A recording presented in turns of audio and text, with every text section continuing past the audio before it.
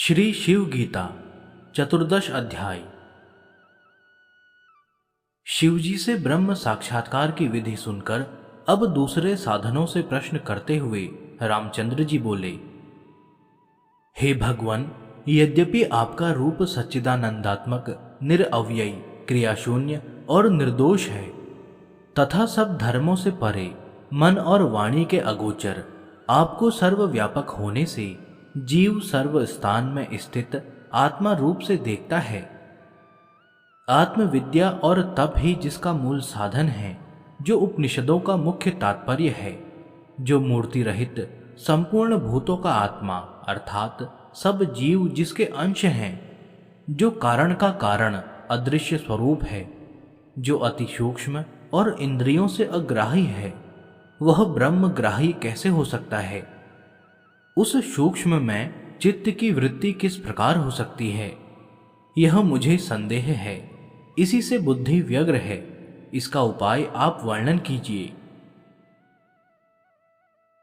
श्री शिवजी बोले, हे महाभुज रामचंद्र, सुनो, मैं इस विषय में उपाय कहता हूं। प्रथम सगुण उपासना करते करते चित्त को एकाग्र करें और स्थूल सौरांभिक न्याय से निर्गुण स्वरूप में चित्त की वृत्ति प्रवृत्त करें। स्थूल सौरांभिक न्याय इसको कहते हैं कि प्रिय मनुष्य को जिस प्रकार मृगजल दिखाकर रवि यथार्थ जल है, ऐसा प्रतारणा से बुलाकर फिर वास्तविक जल दिखाते हैं, इसी प्रकार प्राणी को प्रथम साधना आदि का उपदेश कर पीछे ब्रह्म ज्ञान का कथन करते हैं। और इस प्रकार जाने की इस अन्न के पिंड स्थूल देह में जन्म, मृत्यु, व्याधि यही दृढ़ता से विद्यमान है, अर्थात निश्चय ही इसकी दशा बदलती रहती है। ऐसे स्थूल देह में प्राणों को अहम भाव से जो आत्मबुद्धि दृढ़ हो जाती है, वह नहीं मिटती। आत्मा कभी जन्म नहीं लेता और इसका नाश भी नहीं होता, कारण कि यह नित्य है। अब शरीर की अवस्था वर्णन करके इसकी निहिसारता प्रतिपादन करते हैं। उत्पत्ति, अस्ति, परिपक्वता, वृद्धि, क्षय और नाश, यह शरीर की 6 अवस्थाएं हैं। और घट में स्थित आकाश जिस प्रकार निर्विकार है, इसी प्रकार इस देह में आत्मा विकार रहित है। इस प्रकार देह और आत्मा, इन दोनों के धर्म परस्पर विरुद्ध हैं। अज्ञानी जन अविद्या से देह को आत्मा मानते हैं और ज्ञानी देह से आत्मा को पृथक देखते हैं। घड़िया में गला करके डाले सुवर्ण की कांति के समान प्राणमय कोश है। यह स्थूल देह के अनंतर प्राण आदि वायु से बद्ध वर्तमान है, परंतु पाव्यादि इंद्रियों से युक्त, चलन आदि कर्मों से युक्त, क्षुधा पिपासा से व्याप्त और जड़ होने के कारण यह आत्मा नहीं है। आत्मा चैतन्य रूप है, जिसके द्वारा यह जीव अपने शरीर को देखता है। आत्मा ही परब्रह्म, निर्लेप और सुख का सागर है।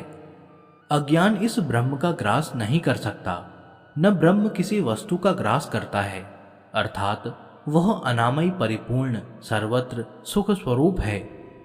उसे कार्य कारण की अपेक्षा नहीं है। उस प्राणमय कोश के अंतर्गत मनोमय कोश है। वह संकल्प विकल्प रूप बुद्धि और इंद्रियों से समायुक्त है। काम, क्रोध, लोभ, मोह, मात्सर्य और मद, यह शत्रुओं का षड्वर्ग और ममता, इच्छा आदिक, यह संपूर्ण मनोमय कोश के धर्म हैं। जो कर्म विषयणी बुद्धि और वेद शास्त्र से निश्चित की गई है, वह ज्ञान इंद्रियों के सहित विज्ञानमयी कोश में स्थित रहती है। इसमें कर्तव्यपन का अभिमानी निःसंदेह यह जीव विद्यमान है, जो इस लोक तथा परलोक में गमन करता है, व्यवहार में जिसको जीव कहते हैं। आकाश आदि के सात्विक अंश से ज्ञानेंद्रियों की उत्पत्ति होती है।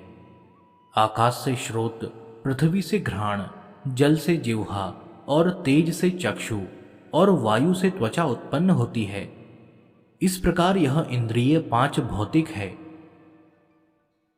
जीवत्व प्राप्ति के 3 शरीर हैं, स्थूल, सूक्ष्म और कारण। स्थूल का अंत सूक्ष्म और सूक्ष्म का अंत कारण शरीर है। सूक्ष्म शरीर को ही लिंग शरीर कहते हैं। इन तीनों शरीरों में 5 कोश रहते हैं: अन्नमयी, प्राणमयी, मनोमयी, विज्ञानमयी और आनंदमयी। स्थूल शरीर में अन्नमयी कोश है, सूक्ष्म शरीर में आनंदमयी कोश है। इन 5 कोशों में अन्नमयी कोश से वर्णन करके लिंग शरीर के तीनों कोश कहकर लिंग शरीर के अवयवों का वर्णन किया है। इन 5 भूतों के सात्विक आदि अंश से बुद्धि और मन उत्पन्न होते हैं, जिसमें बुद्धि निश्चयात्मिका और मन संशयात्मक है, और वचन, हाथ, पाद, पायु, उपस्थ यह 5 कर्मेंद्रियां तो आकाश आदिकों के रजोगुण अंश से क्रम पूर्वक उत्पन्न होते हैं, और उन सबके रजोगुण समान मिलने से 5 प्राण आदि वायु उत्पन्न होते हैं।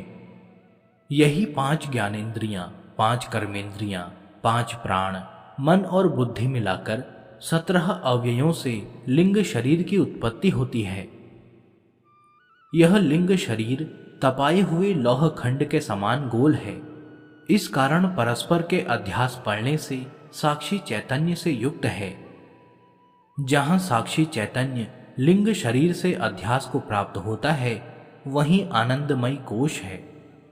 उस आनंदमयी कोश का जो कर्तव्यपन का अभिमानी है, वही उपासना और कर्मफल से इस लोक तथा परलोक में कर्मफल का भोगने वाला कहा जाता है। और जिस समय निद्रा अवस्था में यही आत्मा लिंग शरीर के अध्यास को छोड़कर केवल अपने स्वरूप में अविद्या संयुक्त रहता है, तब इसकी साक्षी संज्ञा है। अंतःकरण आदि इंद्रिय और इनकी वृत्ति, अनुभव और स्मृति, इनका दृष्टा होने से अंतःकरण का अध्यास होने पर आत्मा को साक्षित्व और केवल अंतःकरण का अध्यास नहीं, ऐसा हुआ तब भोक्तृत्व होता है। इसके उपरांत इस श्रुति को कहते हैं: आतप बिना आच्छादित बिंब रूप ईश्वर, छाया आच्छादित बिंब रूप, यह दोनों ब्रह्म प्रकाश से प्रकाशित हैं। इन दोनों में एक जीव भोक्ता होने से कर्मफल को भोगता है और ईश्वर दृष्टा होने से भुगाता है। क्षेत्रज्ञ जीवात्मा को रथी, शरीर को रथ, बुद्धि को सारथी, मन को लगाम कहते हैं। सो तुम जानो। इंद्रियों को घोड़े स्वरूप जानना और यह इंद्रिय रूपी अश्व रूप आदि विषय रूपी स्थान में विचरते हैं। इंद्रिय और मन के सहित यह आत्मा भोक्ता कहलाता है। वास्तव में उपाधि बिना यह आत्मा शुद्ध है, कदाचित कर्तव्य भोक्तृत्व को प्राप्त नहीं होता। तात्पर्य यही है कि रथी तो रथ में बैठा है, सारथी और घोड़े रथ को जिधर ले जाएं उधर ही जाता है, और यदि घोड़े दुष्ट हुए तो सारथी का भी कहना न मानकर रथ लेकर कहीं गड्ढे में डाल देते हैं। इसी प्रकार दुष्ट इंद्रियां इस शरीर रूपी रथ को विषयों में ले जाकर पटकती हैं, तब सब इंद्रियों के सहित आत्मा दुखी प्रतीत होता है। इस प्रकार से जो ब्राह्मण शांति आदि से युक्त होकर उपासना करता है, वह जिस प्रकार से कदली के वक्कल को बराबर उतारते चले जाओ तो उसमें वक्कल ही निकलते हैं, पश्चात सार प्राप्त होता है। इसी प्रकार पंचकोश में क्रम से उपासना करते और उनसे चित्त हटाते तथा उन्हें असार रूप जानते हुए सबके अंतः सारभूत आत्मा को प्राप्त होता है। इस प्रकार मन को सावधान करके पंचकोश का ज्ञान करके जो मन स्थिर करता है, तब उसका चित्त निराकार परमात्मा में लग जाता है। तब यह मन केवल परमात्मा को ही ग्रहण करता है, जो केवल अदृश्य, अग्राह्य, स्थूल, सूक्ष्म आदि धर्म से परे है। उसमें प्राप्त होकर निश्चल हो जाता है, फिर चलायमान नहीं होता। श्री रामचंद्र बोले, जब श्रवण आदि साधन द्वारा आत्मस्वरूप की प्राप्ति हो जाती है, तो वेद शास्त्र के जानने वाले यज्ञशील सत्यवादी उसके श्रवण करने में प्रवृत्त क्यों नहीं होते? और कोई सुनकर भी आत्मा को जान नहीं सकते, और कोई जानकर भी मिथ्या मानते हैं। क्या यह आपकी माया है?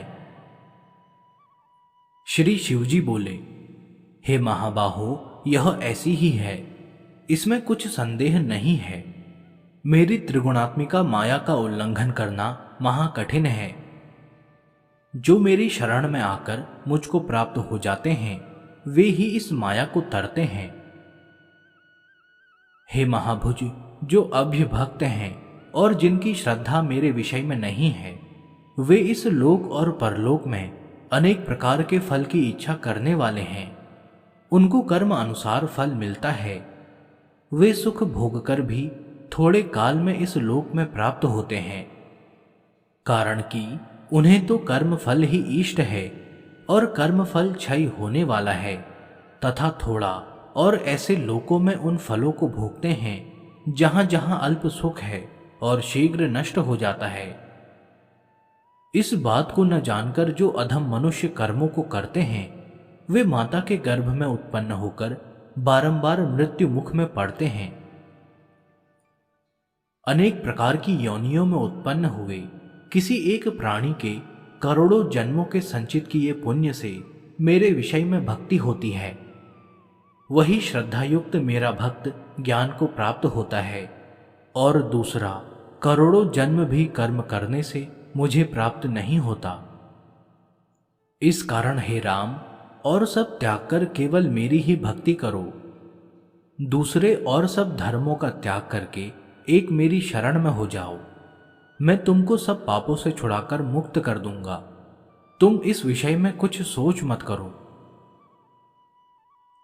हे राम, जो कुछ कर्म तुम करते हो, जो भोजन करते हो, जो हवन करते हो और जो देते हो, तथा जो तप करते हो, वह सब मेरे अर्पण करो। हे राम, इससे अधिक मेरे में दृढ़ भक्ति होने का दूसरा साधन नहीं है। इसका तात्पर्य यह है कि शरीर, इंद्रिय और प्राण तथा मन के जो धर्म हैं, उनका त्याग करके मुझको आश्रित हो, अर्थात मुझे प्राप्त हो जाओ।